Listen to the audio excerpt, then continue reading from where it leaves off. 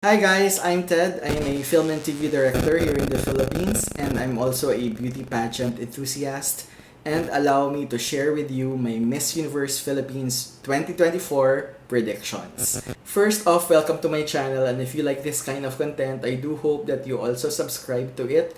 Medyo chapsuy po yung mga content ko. May mga vlogs ako about my work in the entertainment industry, may tungkol sa sports, may tungkol din sa travel. In fact, if you like traveling, marami akong travel tips sa iba kong videos. Yung isang travel tip ibibigay ko na sa inyo ngayon before I give you my predictions, and that is to book through Klook using my promo code Boborol or BOBOROL, because for sure you'll get discounts in your future travels if you use that code when you book through Klook.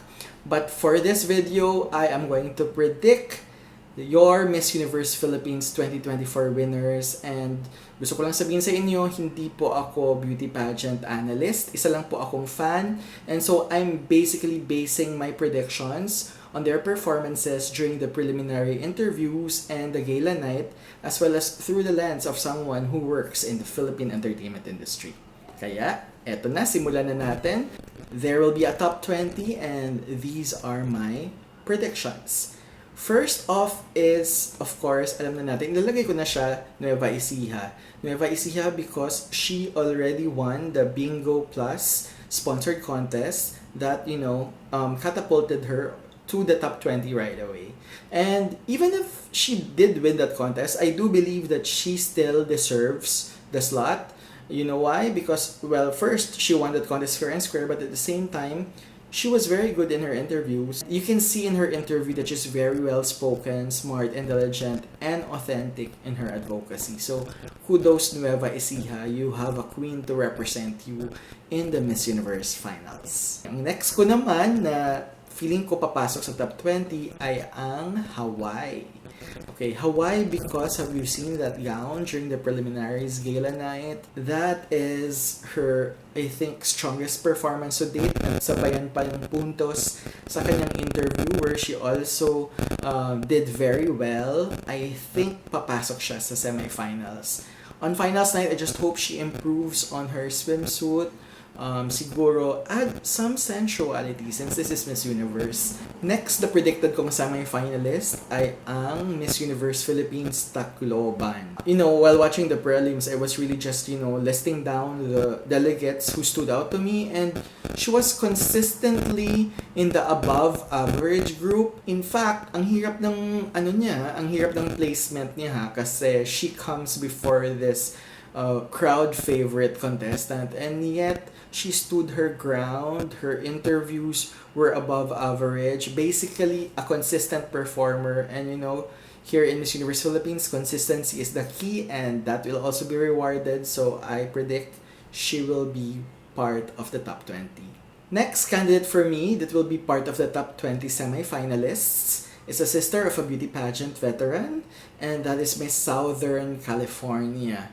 Miss Southern California may not be your conventional beauty queen prototype, but she performed that night. I mean, she was part of the top 3 of the national costume competition, and during the gown and swimsuit rounds noong gala night, ay talaga namang hindi siya nagpapakabog.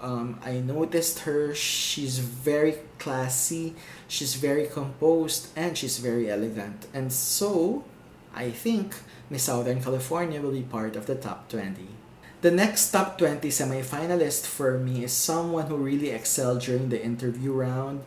She was so charming, and I'm talking about United Kingdom. Although Miss United Kingdom's beauty type is a Miss International prototype because she has fair-skinned and doll-like features, but I believe her strong interview skills will catapult her into being one of the top 20 semi-finalists. So congrats, United Kingdom.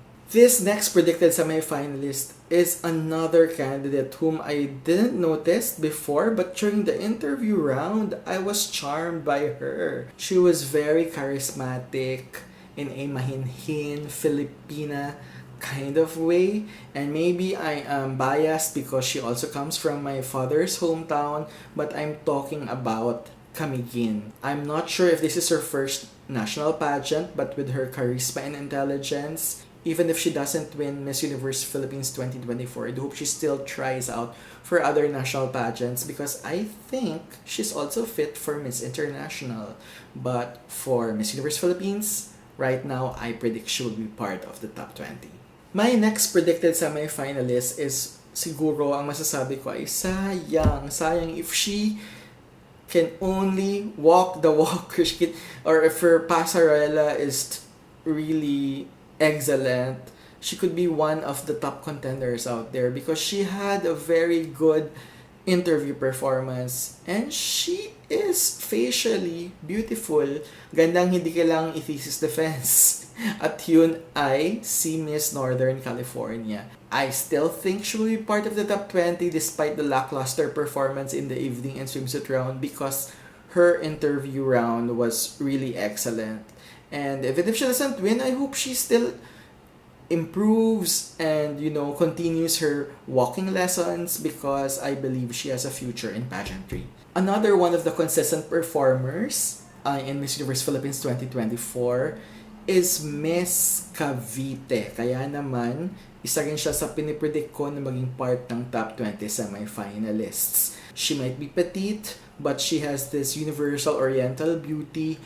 And I think her being singer is a plus as well. As we all know, Miss Universe Philippines is being produced by Empire Studios, and they're also a talent management company.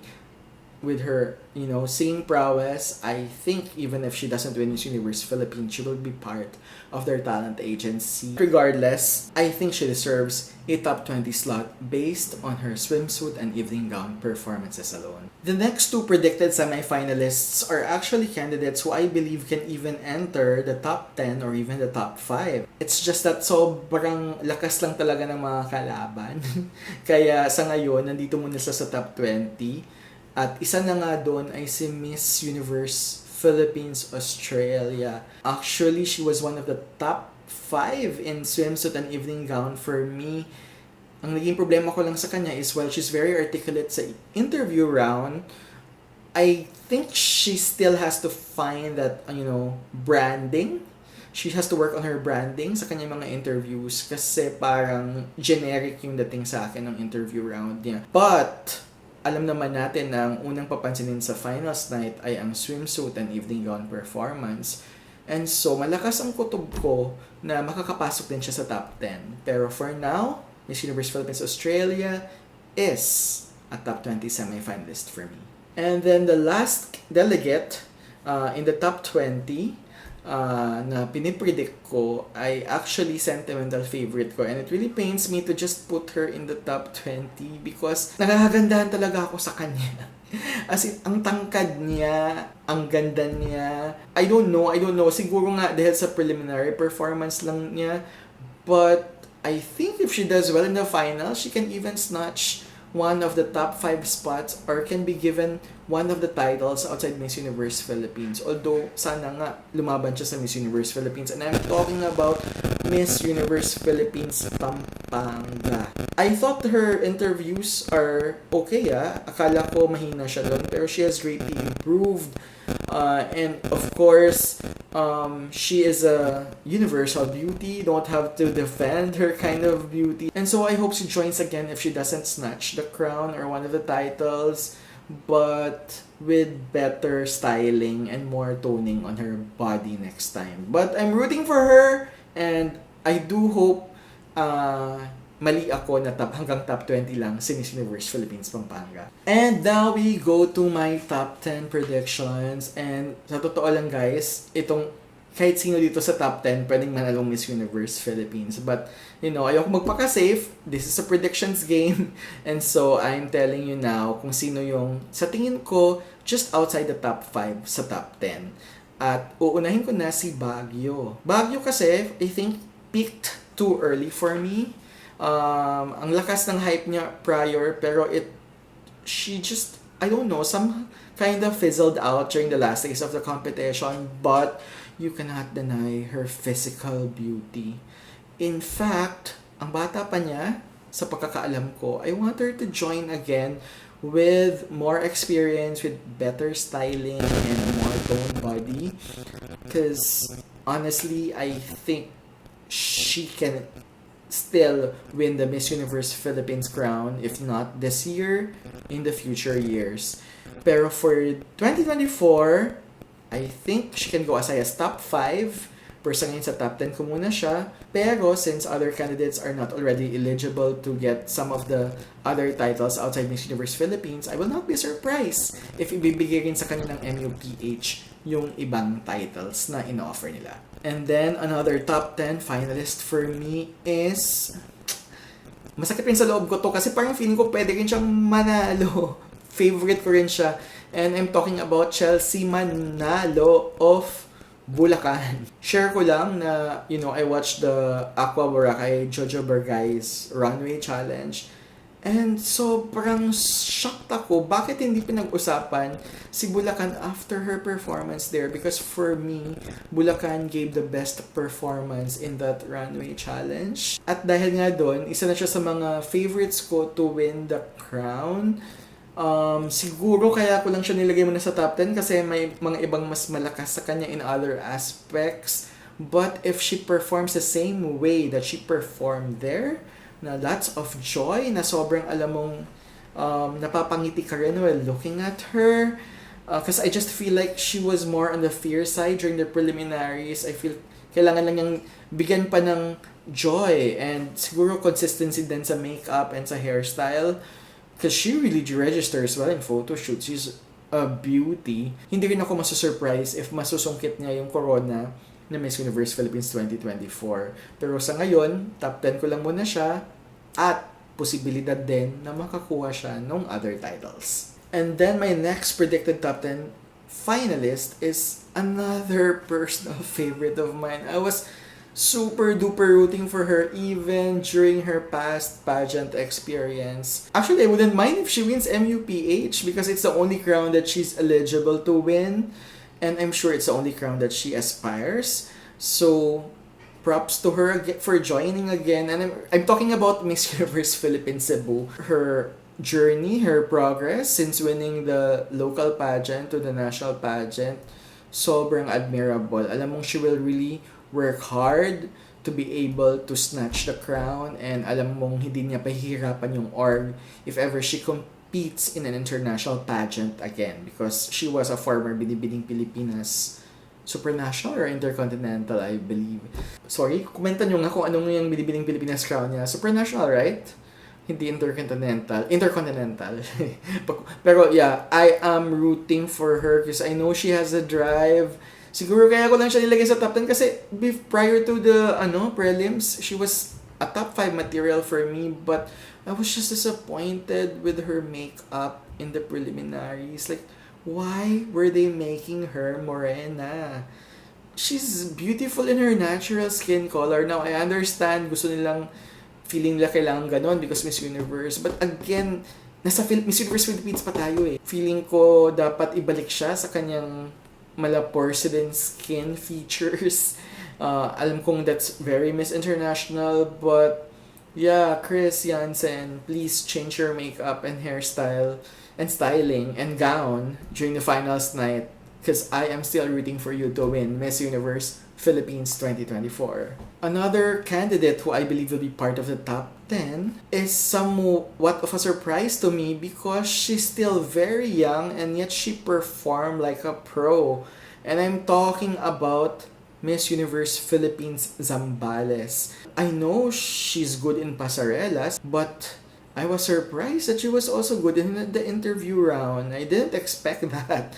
And so I see a bright future for her. Of course, I still believe that she can, be part of the top 5 and even win one of the titles. But if ever she does not get any of those titles, I think she can join again because she has so much potential. And then finally, just outside the top 5, but feeling ko, kahit hindi siya manalo ng Miss Universe Philippines, bibigyan pa rin siya ng title or mabibigyan siya ng title kasi she was that good. She was a performer. She was one of my top performers during the prelims gala night.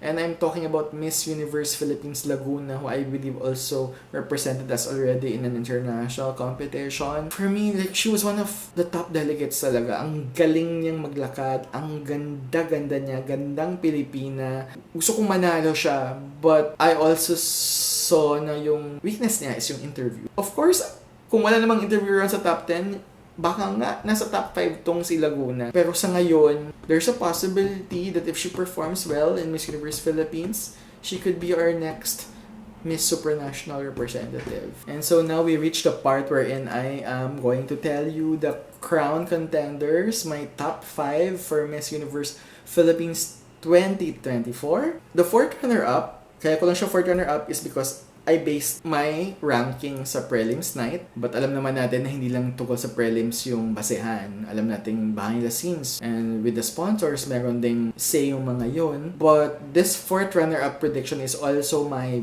brain pick to win Miss Universe Philippines. So sa Survivor kasi, Survivor fan ako, usually merong brain pick, heart pick, and gut pick to win, Soul Survivor. I-incorporate ko siya sa beauty pageant predictions ko. So, siya yung brain pick to win ko. Kumbaga, kung iniisip ko lang yung logic and what have you, siya talaga yung mananalo. So, ang fourth runner-up ko, I see Miss Universe Philippines Iloilo. Like, she's the ultimate crowd favorite. She checks all the boxes on what Miss Universe is looking for. Kaya nga brain pick to win siya. She is very confident, very beautiful. So, hindi ako masusurprise talaga if she wins. Kaya lang siya fourth runner-up na prediction ko sa ngayon is because parang doon sa prelims performance lang, I just felt some sort of predictability na. But if she surprises us come finals night, and if she radiates joy as well as fierceness, then I will not be surprised if the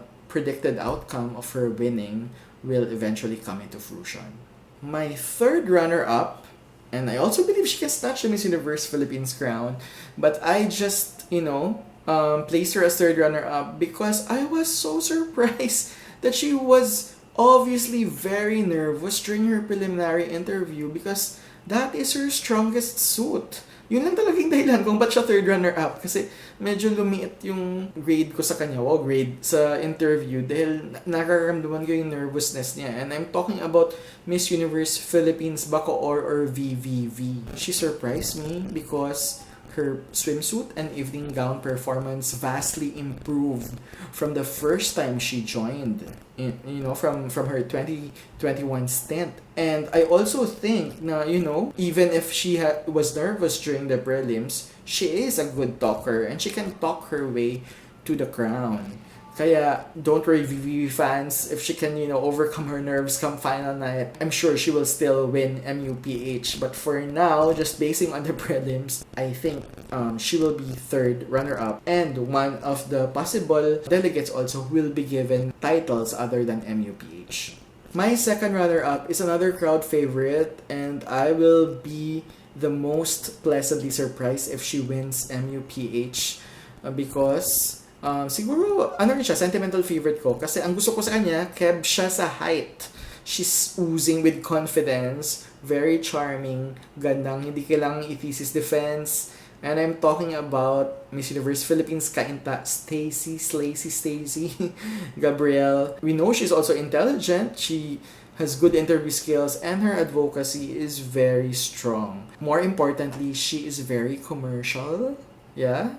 I think whether she wins or not, Empire Management will get her. They will be a fool not to get her as talent because she is very commercial.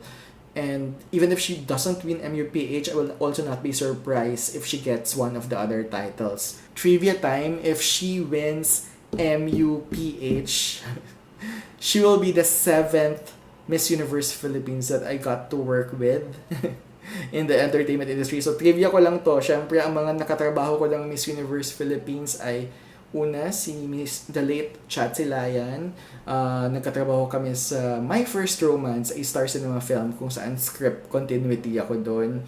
Nakatrabaho ko rin si Miss Chiki Brosas, binibining Pilipinas Universe 1975 because nag-guest siya sa teleserye ko na Angelito as a birthing coach sa character ni Kay Abad, and that's her real life job now. She's a birthing coach. And then, si Miriam Kiambao na nakatrabaho ko sa unang hirit dahil doon ako nag-intern nung college. I also got to work with Jennifer Barrientos, a former Binibining Pilipinas Universe, because she also cameoed as a lawyer in Angelito, Batang Ama, yung teleserye ko ngang yun. Ito rin yung makapaniwala kasi ang tagal na niya, but I actually got to work with Pia Wertz back because I was the assistant director of All My Life, and she had a cameo role there. So, okay, yun pala yung 6 degrees of separation ko with the Miss Universe. And sino pa ba mga naka-work ko?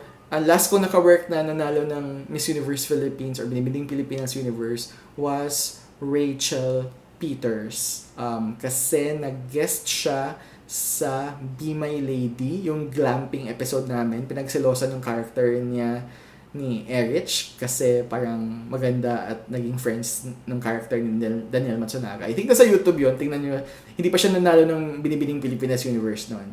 Yun. And si Stacy, I got to work with her in an episode of Ipaglaban Mo, na first Ipaglaban Mo ni Kisses de la Vin at ni Marco Gallio. So she was one of the mean girls there.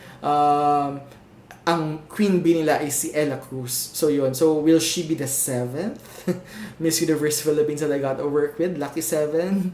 Well, only time will tell. But yeah, I'm rooting for you, Stacey. And then, eto na, top 2 na. Ang aking first runner-up is my heart pick to win. Kasi syempre, sentimental favorite ko siya from 2018, and I'm talking about Quezon Province, Atisa Manalo. She has everything, guys. The charisma, the pasarela, beauty, crowd, hype, height to win, and she could well win. Based on her performance during prelims, I will be the most happy if she wins, and I'm sure most of my friends will be very happy too. The only reason why I'm predicting her to be first runner-up, even if she's my heart pick to win, is because I didn't like her makeup during the preliminary gala night. Same with my issue sa makeup ni Chris, Miss Cebu, is ginawang tan si Atisa. Again, ano muna, Miss Universe Philippines pa naman. Let's please muna our Pinoy audience. Ilabas natin yung malapor sila ng manikang kutis ni Atisa na in love tayong lahat nung Miss International 2018. So yun lang. Come tomorrow night, she just brings back her fresh face and her natural beauty and charm. I still believe, ang lakas pa rin. Actually, feeling ko mananalo pa rin siya. Heart pick to win ko nga siya eh. So yun, but for, basing on the prelims, yun yung dahilan kung bakit first runner-up ko na prediction, si Atisa Manalo. And of course, my gut pick to win is, na-predict nyo na, Miss Universe Philippines 2024 will be Christy McGarry or Miss Universe Philippines Taguig, simply because even if she just does bare minimum, she still stands out. What more if she actually performs, guys? She did place very high in my interview and swimsuit and gown rankings. Top 3, very consistently high. There's no way I won't give her the, crown in my prediction list. The only hindrance to her winning will be fate, F-A-T-E, will be fate and the other delegates na alam kong bibigyan siya ng magandang laban. But more importantly, come finals night, siguro ang gusto ko lang makita kay Christy, hindi lang mag-perform, but also just, enjoy the night, smile, radiate authenticity and sincerity, because no doubt naman na talaga, she is one of our iconic queens already. So, there you go. My brain pick to win Miss Universe Philippines is Iloilo. My heart pick to win Miss Universe Philippines 2024 is Quezon Province. And my gut pick to win Miss Universe Philippines 2024 is Miss Universe Philippines Taguig or Christy McGarry. So, what do you think? Do you agree with my comments? Feel free to comment down below. School nyo ako kung mali-mali itong mga opinion ko. But thanks for watching. Please hit the like button. Please subscribe to my channel. And see you sa Miss Universe Philippines 2024 Finals Night.